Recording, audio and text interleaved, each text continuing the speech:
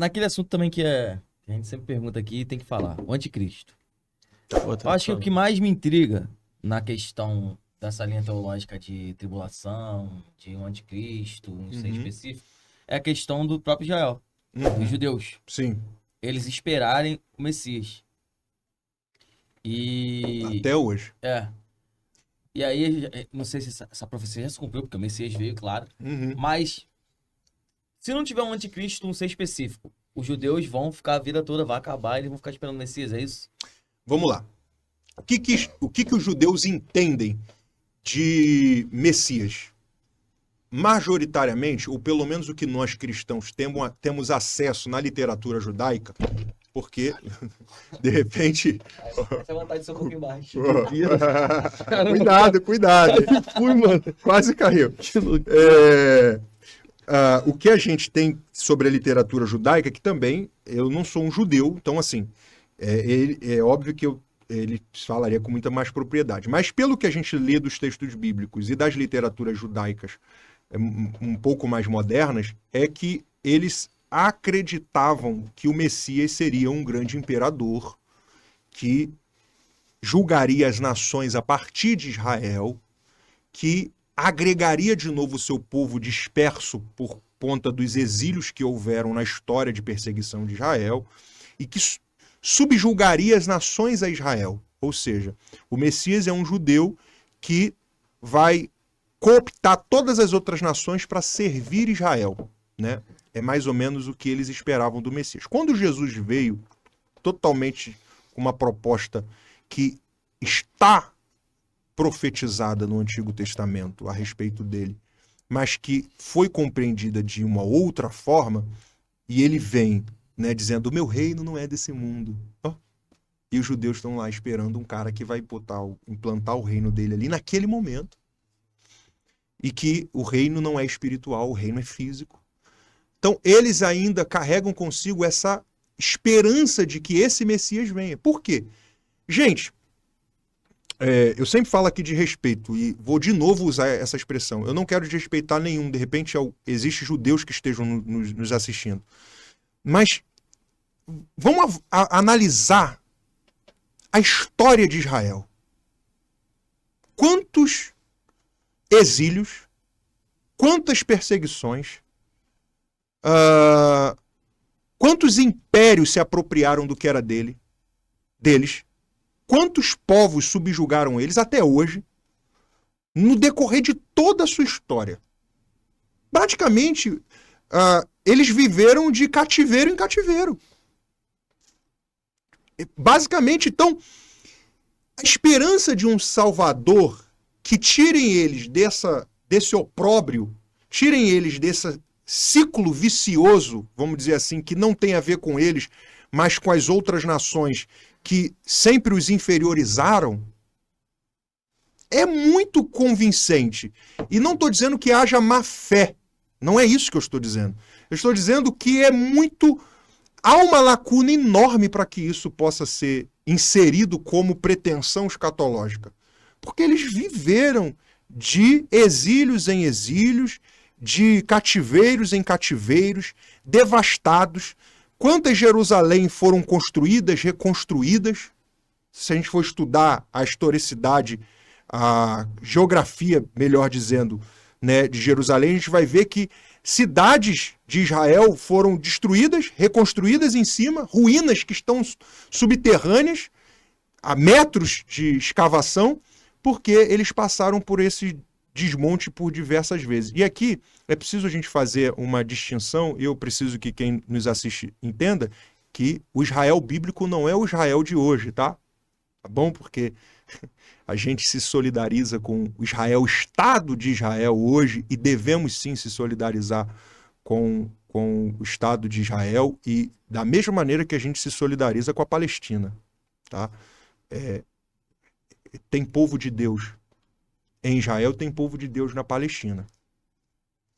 Igrejas dentro da Palestina que estão sendo extremamente prejudicadas pelo massacre que está sendo feito.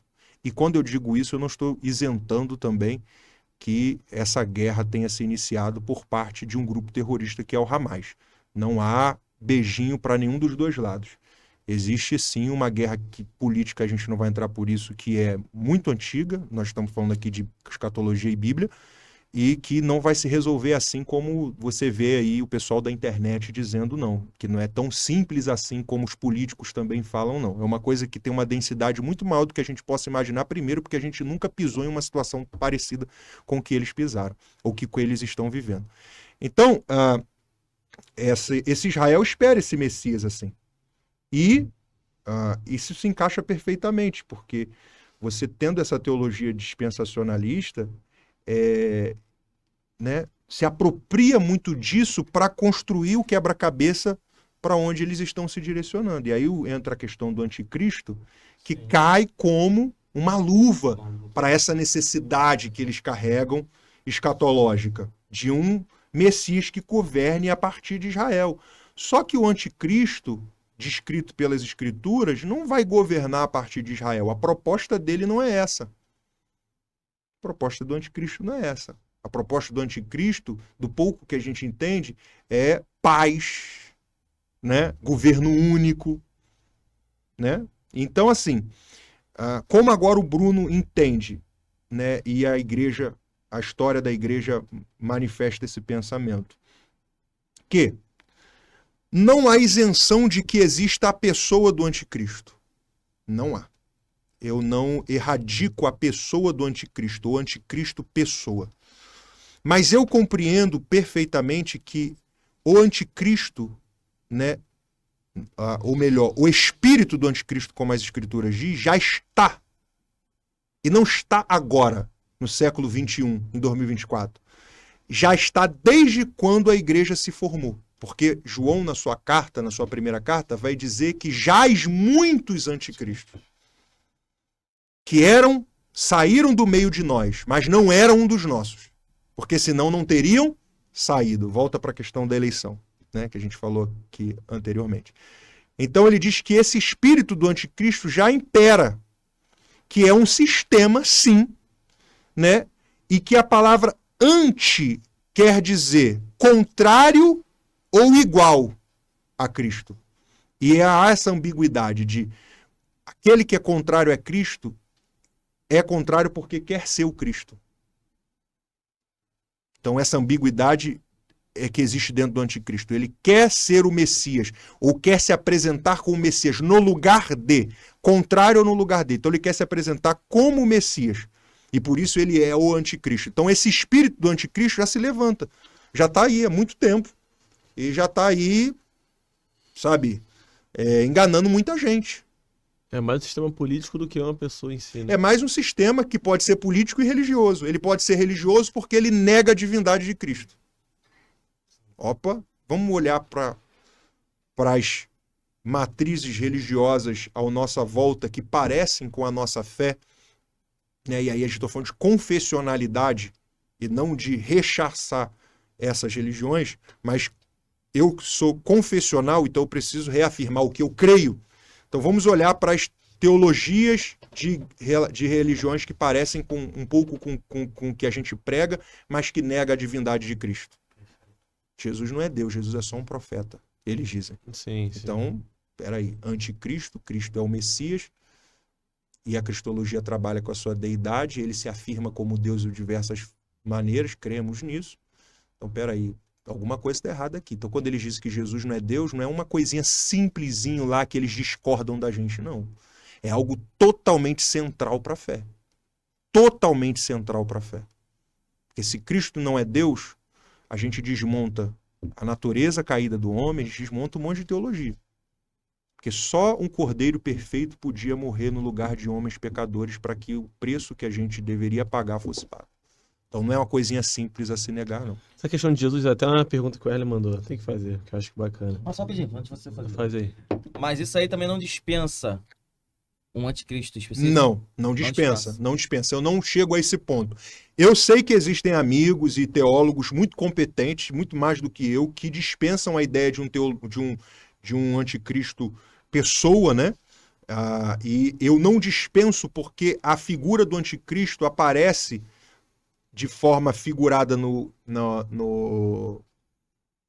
Apocalipse, mas ela não é relatada só no Apocalipse. Sim. Entendeu? E esse anticristo específico, assim, ele seria um líder mundial? É o que é mais convincente, Seria um né? cara bem na mídia e Seria tal? uma pessoa, sendo ele uma pessoa, né? Ele sim será uma pessoa com uma proposta de ser igual a Cristo, no sentido de que ele está no lugar de Cristo, querendo exercer as funções que o Cristo teria. E uma das principais é que aceitaria a adoração. Interessante. Tem Ele uma parte aceita. que fala sobre ele ter aversão à mulher, isso é verdade? Eu acredito que não. Porque, cara, tem cada comentário que entra lá, né? A Até- aversão à mulher, ele é um híbrido, sei lá, ou ele é um. Como é que se diz? Um assexuado. É, algo assim, não O tem que- nada que fala nada sobre disso. O que isso. Isso aí já é invenção o que demais. muito tempo falavam, né? E agora tá desmistificando é a questão do Papa, né? É, A questão do Por Papa. conta da adoração, por conta também de não ter mulher. sim. Exatamente. Então, por exemplo, pensou-se ser o Papa, nós presbiterianos somos adeptos à Confissão de Westminster. A Confissão de Westminster é um arranjado de doutrinas bíblicas, né, que configuram a nossa fé, e os escritores de Westminster, na época em que a confissão foi escrita, colocavam o Papa como o anticristo. Então era uma ideia que eles tinham naquele exato momento e que, obviamente, hoje a gente consegue compreender o porquê dessa afirmação, como somos signatários da Confissão de Westminster, e a gente consegue fazer uma leitura diferenciada, né, a respeito disso. Mas sim, teve muita gente, e até hoje tem muita gente que diz que o anticristo é o Papa porque aceita a adoração. Eu E acho até dentro da teologia, preciso ser honesto, Não tem por teologia católica, o Papa não aceita adoração, não. Sim, porque eu acho que até tá saindo um pouco, essa ideia até tá saindo um pouco do... Graças a Deus, né? Mas eu acho que também porque o Papa hoje, pelo menos aparentemente pra mim, sai um pouco de ênfase, né? Antigamente você via muito Era na muito TV. na figura dele. Existia muito mais Hoje respeito, com a né? internet você tem muita... Sei lá, não se fala tanto do Papa igual falava antigamente.